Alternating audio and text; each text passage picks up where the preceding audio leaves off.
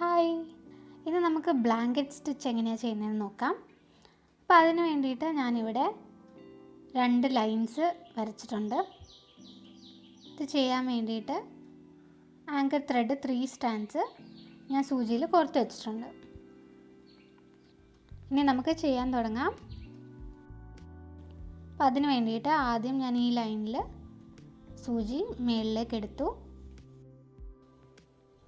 ഇനി ഇപ്പുറത്തെ ലൈനിൽ സൂചി താഴേക്ക് ഇറക്കി. അത് കഴിഞ്ഞ് ആദ്യത്തെ ലൈനിലോട്ട് സൂചി കൊണ്ടുവന്നിട്ടുണ്ട്. അത് കഴിഞ്ഞ് ഈ നൂല് സൂചിയുടെ അടിയിലോട്ട് കൊണ്ടുവരണം. എന്നിട്ട് നമ്മൾ സൂചി വെളിയിലേക്ക് വലിച്ചാൽ മതി. അടുത്ത സ്റ്റിച്ച് അതുപോലെ തന്നെ ആദ്യം ഇവിടുന്ന് കുത്തിയെടുത്ത് ഈ ലൈനിലേക്ക് സൂചി കൊണ്ടുവന്ന് ഈ നൂല് സൂചിയുടെ അടിയിലോട്ട് കൊണ്ടുവരണം. അത് കഴിഞ്ഞ് നമ്മൾ സൂചി വലിച്ചെടുക്കണം. ഇതുപോലെ തന്നെ ഒന്നുകൂടെ ചെയ്യാം.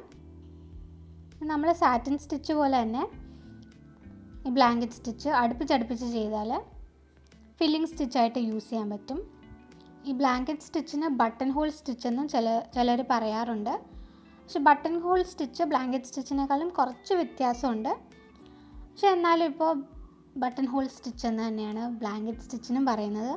അതുപോലെ തന്നെ ബട്ടൺ ഹോൾ സ്റ്റിച്ചായിട്ട് ബ്ലാങ്കറ്റ് സ്റ്റിച്ച് യൂസ് ചെയ്യുന്നുമുണ്ട്. ബട്ടൺ ഹോൾ സ്റ്റിച്ച് എങ്ങനെയാണ് ചെയ്യുന്നതെന്ന് വേറൊരു വീഡിയോയിൽ കാണിച്ചു തരാം.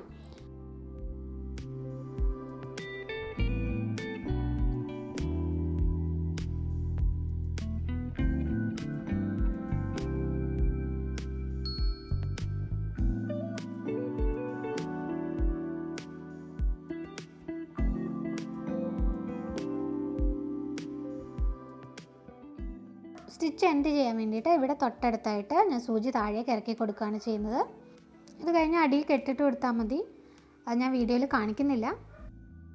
ബ്ലാങ്കറ്റ് സ്റ്റിച്ച് യൂസ് ചെയ്ത് വേറെ സ്റ്റിച്ചസ് നമ്മൾ ചെയ്യാറുണ്ട്. അത് നമുക്ക് വരുന്ന വീഡിയോസിൽ കാണാം. അപ്പോൾ ഈ വീഡിയോ എല്ലാവർക്കും ഇഷ്ടമായെന്ന് വിചാരിക്കുന്നു. അപ്പോൾ ഇഷ്ടമായെങ്കിൽ ലൈക്ക് ചെയ്യുക.